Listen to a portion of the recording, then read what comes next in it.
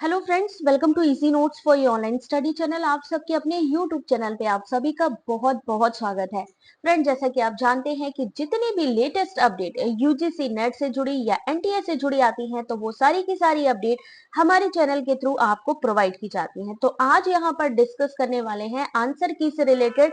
जो आपकी आंसर की है, कौन से ऐसे सब्जेक्ट हैं जिसका कि इस बार परसेंटेज में रिजल्ट नहीं आएगा बल्कि परसेंटाइल में आएगा, यानी कि यहाँ पर भी नॉर्मलाइजेशन आपको देखने को मिलेगा। कौन से ऐसे सब्जेक्ट्स हैं, तो ये सारी चीजें हम लोग यहाँ पर बात करने वाले हैं, कट ऑफ के बारे में बात करने वाले हैं। तो यहाँ पर वीडियो के साथ जुड़े रहिए। स्टार्ट करते हैं सबसे पहले यूजीसी की ऑफिशियल साइट से। तो यहाँ पर जैसे कि आप जानते हैं 18 सितंबर हो रहे हैं। यहाँ पर क्या अभी कोई आंसर की से रिलेटेड या फाइनल आंसर की से रिलेटेड कोई नोटिफिकेशन आई है? तो गाइस, यहाँ पर अभी कोई भी नोटिफिकेशन, ऑफिशियल नोटिफिकेशन नहीं आई है।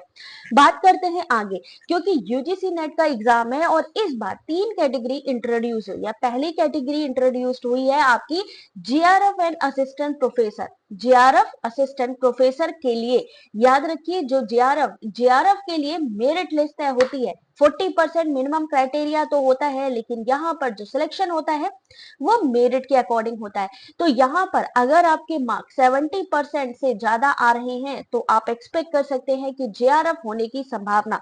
वहीं असिस्टेंट प्रोफेसर अगर नेट क्वालिफाई करते हैं तो 60% से अबव अगर आपके आ रहे हैं तो आप कोशिश कर सकते हैं कि यहाँ पर आपका सिलेक्शन हो सकता है। हालांकि ये सब्जेक्ट के अकॉर्डिंग भी वेरी करता है। जिस सब्जेक्ट में कम कैंडिडेट है, हो सकता है वहां पे 50 से 60% पर भी सिलेक्शन हो जाए। तो ये सब्जेक्ट पर वारी करता है। तीसरी कैटेगरी इंट्रोड्यूस हुई है, वो है पीएचडी। तो हो सकता है इस कैटेगरी में आपके 40% से अबव जितने भी क्वालिफाई करेंगे, क्योंकि मिनिमम क्राइटेरिया है आपका ये 40% का, तो हो सकता है जिसके भी यहाँ पर एक चीज गौर करने वाली है, दोनों सब्जेक्ट को मिलाकर यानी पेपर 1 पेपर 2 दोनों को मिलाकर यहाँ पर आपका कंसोलिडेट एक पूरा स्कोर कार्ड बनता है।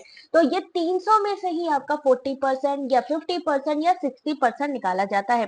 मान लीजिए कई लोगों का कहना है कि मैम क्या पेपर 1 में पास हो गए या पेपर 2 में मान लीजिए हम पास हो गए हैं, पेपर 1 में कुछ मार्क्स हो गए हैं, तो क्या अगर हमारे क्राइटेरिया हमारा 60% 70% जा रहा है तो क्या हमारा सिलेक्शन हो सकता है? तो बिल्कुल हो सकता है, क्योंकि इन दोनों की ही स्कोर कार्ड जुड़ते हैं और उसी के आधार पर ही रिजल्ट बनता है। तो पहला असिस्टेंट, ये जो पहला जेआरएफ असिस्टेंट प्रोफेसर, जो जेआरएफ लेगा उसे ना सिर्फ जेआरएफ मिलेगा, असिस्टेंट प्रोफेसर और पीएचडी। वही जो असिस्टेंट प्रोफेसर नेट क्वालिफाई करेगा उसको जेआरएफ तो नहीं मिलेगा, लेकिन असिस्टेंट प्रोफेसर के लिए अप्लाई कर सकता है, पीएचडी के लिए अप्लाई कर सकता है। लेकिन जो पीएचडी जिसको मान लीजिए, वही मैंने कहा 40% के अबव आपका जा सकता है पीएचडी का क्राइटेरिया, उनको जेआरएफ नहीं मिलेगा, असिस्टेंट प्रोफेसर भी नहीं मिलेगा, लेकिन वो पीएचडी कर सकते हैं। ये नया लॉ आ चुका है जिसके अकॉर्डिंग ही आपका जो रिजल्ट है वो बनेगा। अब बात करते हैं ऐसे कौन से सब्जेक्ट्स हैं यहाँ पर, ऐसे कैसे पता चलेगा कि कौन से सब्जेक्ट का जो रिजल्ट है वो परसेंटेज में आएगा और ऐसे कौन से सब्जेक्ट है जिसका कि परसेंटाइल में आएगा। परसेंटाइल में प्रॉब्लम एक ये रहती है कि एग्जैक्ट हम बता नहीं पाते हैं कि परसेंटेज क्या है, क्योंकि बहुत सारे क्राइटेरिया है जो जुड़ जाते हैं। तो यहाँ पर जैसे कि आप देख सकते हैं कि इंग्लिश जो है यहाँ पर शिफ्ट 1 में भी है, शिफ्ट 2 में भी है, या 2 शिफ्टों में जो एग्जाम हो रहे हैं या 2 से 3 शिफ्टों में एग्जाम हो रहे हैं, उनका जो रिजल्ट बनेगा वो परसेंटाइल में बनेगा। जो एग्जाम एक ही बार हो रहा है, जैसे जैपनीज है, परफॉर्मिंग आर्ट है, या कंपैरेटिव स्टडी ऑफ रिलीजन है, या एजुकेशन सब्जेक्ट है, इन सब का जो एक ही शिफ्ट में एग्जाम होगा उन सभी का रिजल्ट परसेंटेज में आएगा और बहुत इजीली समझ में आएगा कि इतने परसेंटेज वालों का इस बार नेट जेआरएफ क्वालिफाई हुआ है। बाकी जिनका परसेंटाइल आएगा, कहीं ना कहीं उनके में थोड़ा सा ये प्रॉब्लम आ जाता है कि वो कंफर्म नहीं हो पाता है कि परसेंटाइल कैसे निकाला। यहाँ पर जैसा कि आप पहले भी देख चुके हो, subject category wise cut off रहती है।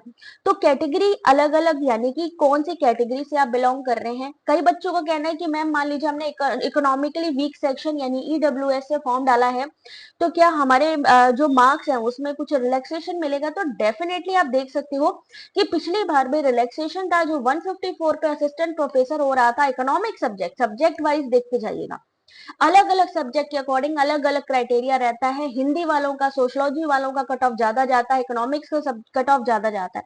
तो इस बार जो कट ऑफ रहने वाला है पिछले बार के अकॉर्डिंग ही रहने वाला है, हालांकि +2 हो सकता है लेकिन कम नहीं हो सकता है। तो एक तो कैटेगरी वाइज सिलेक्शन होता है, सब्जेक्ट वाइज सिलेक्शन होता है, बाकी आपकी 3 कैटेगरी इस बार ही बनेंगी, तो उसके अकॉर्डिंग भी यहाँ पर होगा।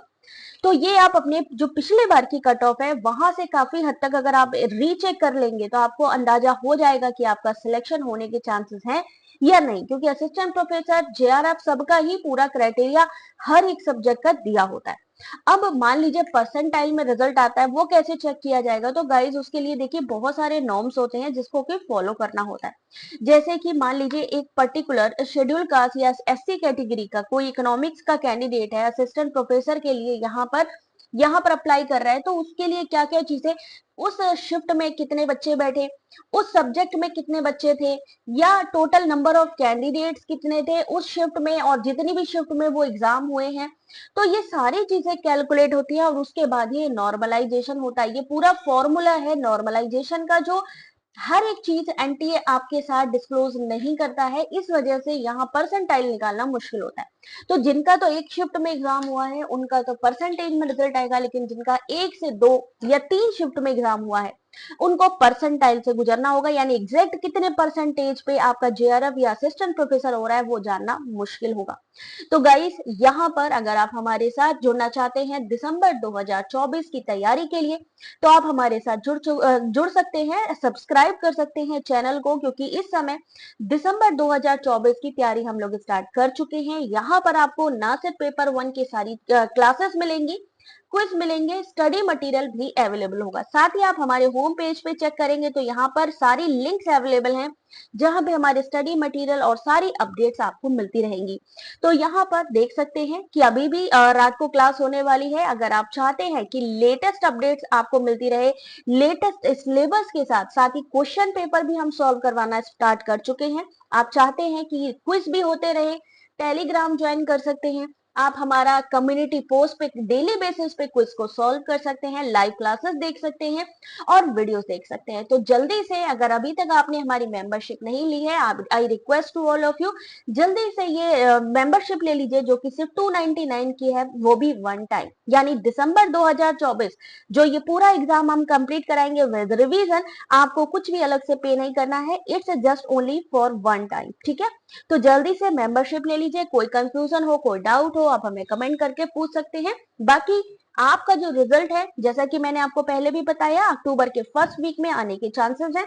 वहीं आपका जो कट ऑफ है, रिजल्ट की बात करें तो रिजल्ट, आपका कट ऑफ और आपका फाइनल आंसर की, ये सारी ही चीजें आपकी या तो सितंबर लास्ट में और या अक्टूबर के फर्स्ट वीक, मतलब समझ लीजिए, क्योंकि एग्जैक्ट डेट तो किसी को भी नहीं पता है, बट अंदाजा लगाया जा सकता है कि सितंबर लास्ट या अक्टूबर फर्स्ट वीक में आ सकती है, क्योंकि आपका जो नेक्स्ट एग्जाम है दिसंबर 2024 के भी फॉर्म आने हैं, और दिसंबर 2024 के फॉर्म तभी आएंगे जब ये एग्जाम क्लियर होगा। तो दिसंबर 2024 के जो एग्जाम का एप्लीकेशन फॉर्म है 15 अक्टूबर के आसपास आने की संभावना है। तो इसी से ही पहले आपका ये रिजल्ट, ये कट ऑफ, ये फाइनल आंसर की अपडेट हो जाएंगी। बाकी कोई क्वेरी हो एग्जाम से रिलेटेड, कमेंट करके पूछ सकते हैं। Thanks for watching.